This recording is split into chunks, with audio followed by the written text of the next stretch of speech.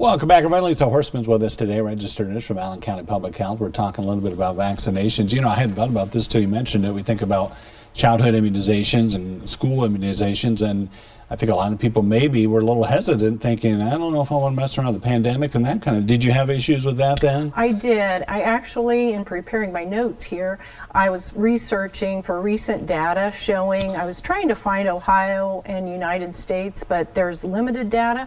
But I wanted to share a couple of headlines.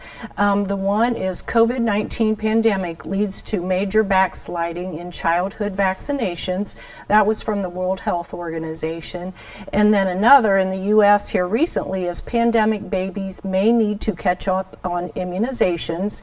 And there was 3 points to that one. The first was the pandemic prevented children from getting vaccinated, obvious. Some pediatricians have been seeing an uptick in vaccine preventable diseases. That was the second point. Okay. And then the third was the rush last year for required vaccinations for school left maybe the infants and toddlers more at a risk. And really, infants and toddlers, they get vaccines at 2 months, 4 months, 6 months, 12 to 18 months, and then again for kindergarten. So if they fall behind in anywhere, you know, it puts them at greater risk, and it takes longer to get caught up. Yeah, well, I was going to ask you, as far as getting caught up, if you're a parent and you miss those age-specific things for vaccinations, is it a start-over process, or do you still pick up on certain things? How's that work? It's not a start-over. Not a start-over. That's a good thing. Yeah. And yeah, they pick up where you left off. It's actually, there is a schedule that we can follow. It's called a catch-up schedule.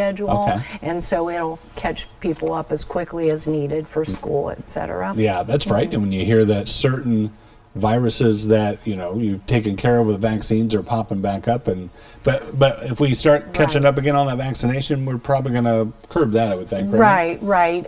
People do not realize sometimes that these vaccines are still in other parts of the world. Polio, measles.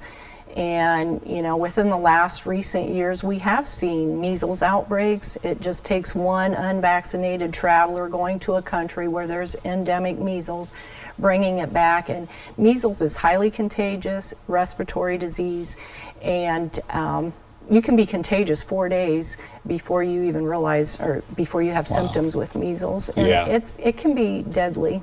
Yeah, so. Especially for new parents, when we think of either infant vaccinations or kids that are going to school for the first time, that might be a little overwhelming. Can you guys help them with that and say, hey, here's what you're going to have? You know? Right. I do encourage parents to call. I've had people that I've talked to and just kind of review their record, either us or, you know, call your provider.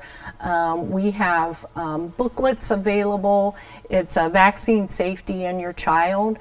And I have, actually, we just ordered a large amount of those. So if anybody is interested, they can get that. It's a question and answer. It's a really helpful book for parents. So we're there to help answer questions. That's good to know. And Prevnar 20, we talked a little bit about that. That's for pneumonia then, right? FDA just approved that not long ago. Right, you are right. And actually, I had a family member here just this week, got the vaccine earlier in the week, over 65.